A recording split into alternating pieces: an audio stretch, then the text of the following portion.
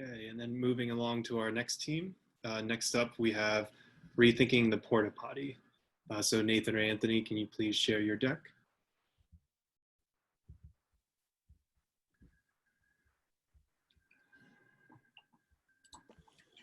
Can everyone see this? Perfect. Can you hear me? We can hear you loud and clear. Great. We'll have 6 minutes to pitch, and whenever you're ready, feel free to get started. All right. Hello, everyone. Thanks for having us here. My name is Anthony Wang. And I'm Nathan Weinstein. We are rethinking the Porta Potty. The current issue with portable toilet is that there's so much unused space inside. So when we're stacking them for transport or storage, a lot of this space goes unused. However, there isn't a technology right now that allows us to reduce the unit of the size of the unit without sacrificing the strength. Additionally, we believe units are overpriced in the market from $750 to $3,000 on average. And also, and this goes without saying, but units tend to be unappealing.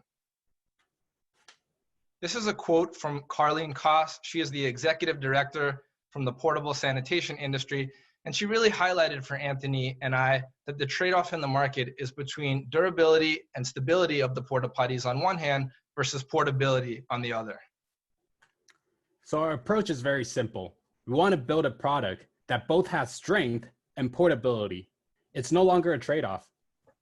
Additionally, it's important for Anthony and I to come with a product that we think could be eco-friendly, which means a reduced carbon footprint through transportation efficiency. Our first prototype, which Anthony and I built, was toward the end of 2019 when we were in the NYU prototyping fund. This one could collapse by 50%. However, there was a problem with this design. There were too many moving mechanisms inside, so for this competition, we decided to build everything from scratch and design a solution that is simple and effective. Allow us to introduce to you the S-Pod 1000, a breakthrough to the portable sanitation industry. First, let us show you a video on how our product works.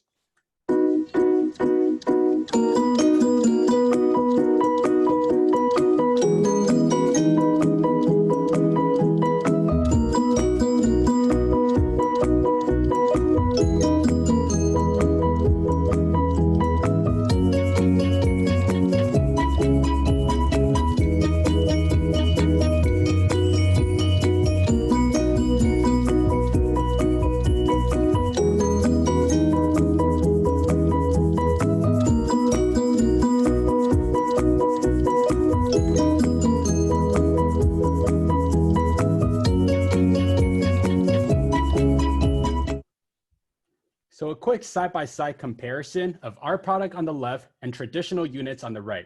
You can clearly see that our product is stackable. In fact, the more you're stacking, the more space you're saving. Additionally, our units are modular and therefore they are multifunctional and can serve as a bathroom, a shower room, a changing room, and for other uses. Finally, our design is sleek and modern. So what exactly does it mean for operators to switch to our units? 3 kinds of savings: transport, storage, and cost. You see, the original units that would require a massive truck or a trailer bed to deliver to end users can now all fit to the back of your pickup truck. This will result in a $24,000 fuel savings annually, as well as a massive reduction in carbon dioxide emissions. Additionally, the space savings afforded by our units allow our customers to utilize a more flexible real estate footprint. And finally, we're targeting a $500 price in the market, which would be a 67% cost savings versus the average of about $1,500. Here on the right-hand side, you see 3D printed final prototypes of our product. On the top, it's a complete unit assembled and ready to be in service. And at the bottom are 3 units stacked, ready to be stored away or transported. As for mass production, we plan on using rotational molding technology, which is also widely used in consumer products such as coolers, kayaks, and water tanks. The portable sanitation market consists of 2 major segments. First, there are the fleet operators, and then there are the end users. The fleet operators own the units, and they rent out to the end users, such as construction sites, music festivals, and much more. Our target market are the fleet operators, and the fleet operators market is highly attractive because there are over 9,000 fleet operators giving us numerous shots on goal. There are 2.2 million porta potties in the total US fleet, and we estimate that the market is about $330 million worth of porta potty sales per year in the US. So even modest share gains based on offering a differentiated product could drive meaningful revenue growth. Next, we'll discuss our project milestones. We have $2,000 earmarked to construct a full-size prototype, and when it comes time for full-scale manufacturing, we'll have to invest $30,000 for a die build.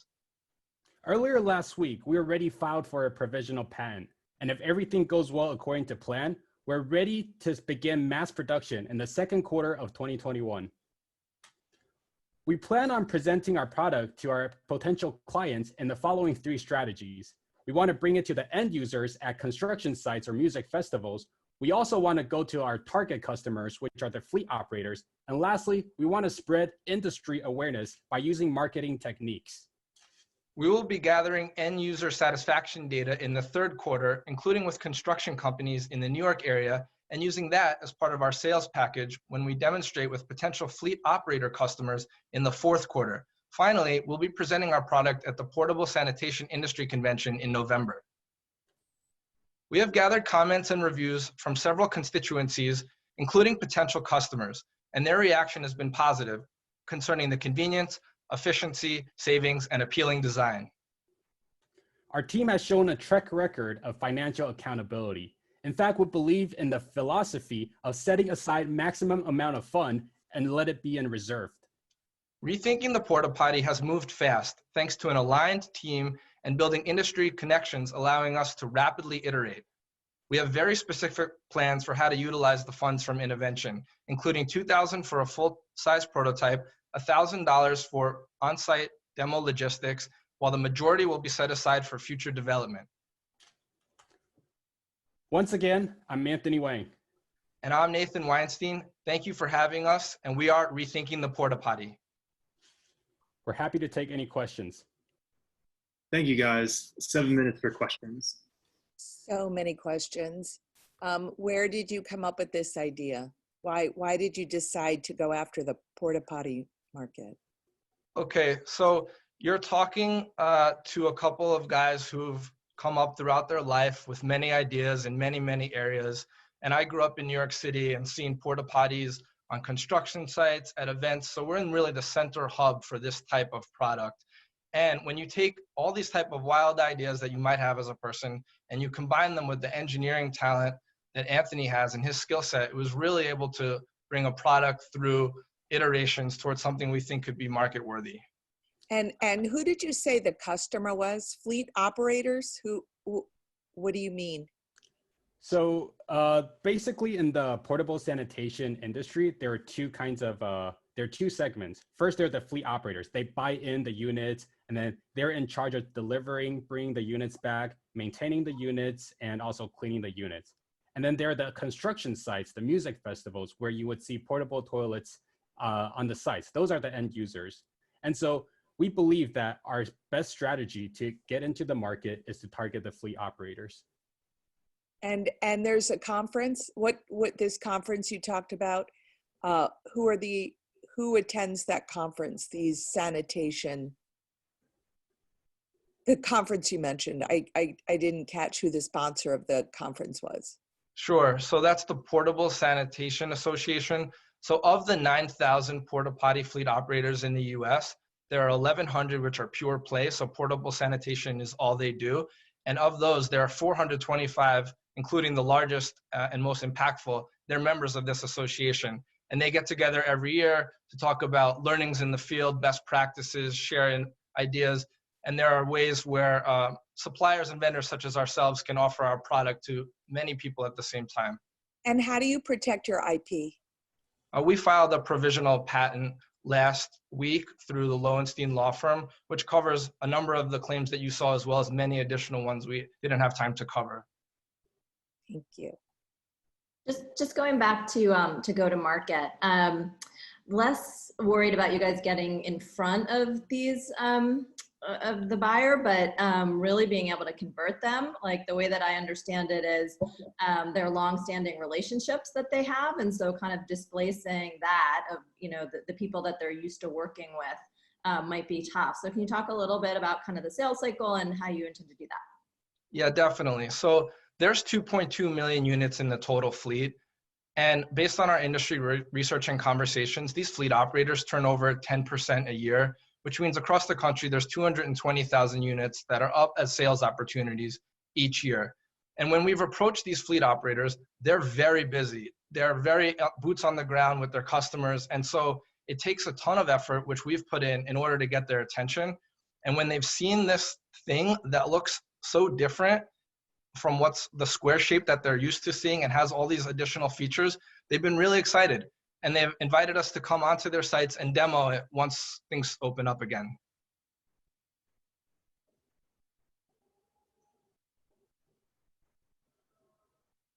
Do you have a general sense of sort of assembly time, education that somebody might need in order to learn how to assemble one of these, and whether or not that offsets some of the benefits that you talked about, and sort of what's the difference between the benefit, taking all that into account?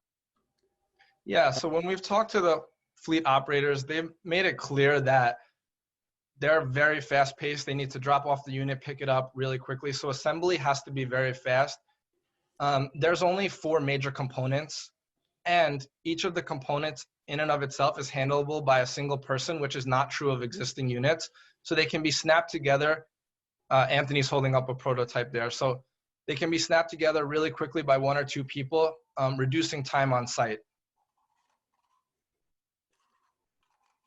We designed it to be a one-man operation, essentially, because traditional porta potties, they weigh around 200 pounds, and it's impossible for one person. At least it needs to be 2 people, or using some sort of lifting or hoisting device to really set the units off the truck and bring it to the place they desire it to be. So really having it split into half, having the weight distributed into 2 portions, allows one person to do this fast and easy operation. They simply put down the bottom half, put on the top half, and then the sliding door, no additional moving components, directly pop it right into the unit, and that's it. And I know that you guys are very early in sort of the prototype phase, but do you have a sense of what the difference is in maintenance and the like of this relative to some of the older designs? Yeah, so traditional porta potties, the durability component we spoke about, the fleet operators, in order to commit to making a purchase, they need to know, A, that your unit's going to last 20 to 30 years, which is the lifetime of these units. And that varies depending on what use they're being put to. And so they need to know that you're going to be there for them with replacement parts, help in the field. And as we begin to roll out through 2021, we're going to be able to check all the boxes that the traditional porta potty manufacturers check, in addition to our extra features. So we will be there for our customers. We will provide replacement parts. We will be on site and just one text or phone call away. And additionally, for the fleet operators, it is very important to them that they want to have swappable parts. It's like when you're fixing cars, if this engine doesn't work on this car, you don't need to sell the entire car. You can simply grab a new engine, put it into the car, and it's working again. So that's how they really ensure the longevity of their units to last for 20 to 30 years. And the best thing about our product is that the top and the bottom, you could take the top of this unit and simply throw it onto the top of another unit, and it still functions the same way. It's highly replaceable. So operators, they don't have to worry about the maintenance or the repairing complexity, because everything is super intuitive and easy. Hey guys, great job. I really appreciate the presentation. Can you talk a little bit about how capital intensive this might be in the long run, particularly as you talk about building this ecosystem of needs that kind of you have to build out to support folks to use the product? Yeah, right. So in terms of initial capital outlay for the manufacturing side, there's a tooling cost or a die build with one of these roto molding factories that we've gotten a number of quotes from several manufacturers, but they tend to average out to around $30,000. So that's an upfront cost. And then there's an ongoing cost of units, which we backed into on our own, and then it matched the quotes from the manufacturers of around $400 a unit. So the gross margins in this space are around 15 to 20%, and that has to be ample enough to supply this ongoing support, maintenance, warranty, et cetera. So that will match the existing economics in the market, and we think we'll be able to provide those services on that margin. And at this current point, the cheapest unit that you can find on the market is $750. That's the cheapest possible. And we're coming in $250 below that price.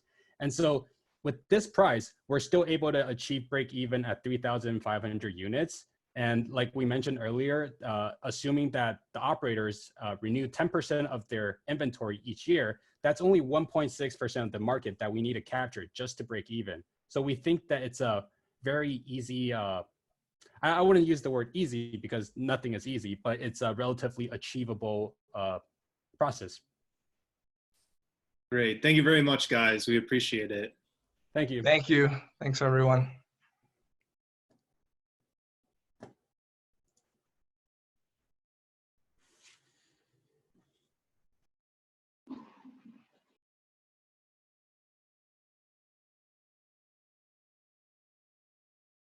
Thank you, everyone. Right. Thanks, All everyone. right. So we had quite a contentious debate. This is a very tough decision. We had an excellent crop of teams this year. And so, like I said before, everyone started out with a YouTube video and a pitch, no product, no prototype, and how far everyone's come in 4 months is truly incredible. And so this is a very tough decision, but we had to actually split up our third place prize. And we're now awarding 2 third place prizes, and each team will be awarded $5,000. And Awesome. those teams are New Money and Ducon in third place. Woo! So congratulate them for winning third place in our competition. Thank you so much, guys. And now moving on to second place.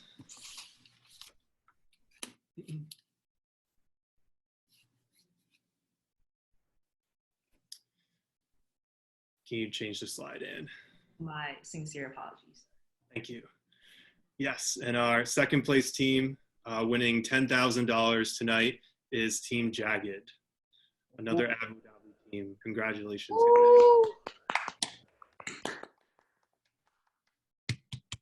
Finally, we'll go ahead and go to our first place grand prize. So first, before everyone leaves, I'd like to thank the entire InnoVention team, everyone who's here tonight. We couldn't have done it without all of you. It was a lot of work this semester, and we had a great team behind me. And I'm happy that we were able to pull this together. We were able to go on Zoom. We were able to work with all these teams, and we were able to come so far throughout the entire semester. This is a year-long journey. So thank you all. And so on behalf of the InnoVention Society, on behalf of NYU, Tandon, I'd like to announce that our grand prize winner tonight is Team Rethinking the Porta Potty. And congratulations, guys. Good job, guys.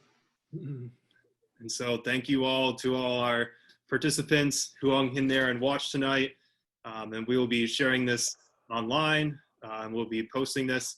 And thank you all, and have a great summer. Thank you, everyone. Thank you to all the panelists and attendees.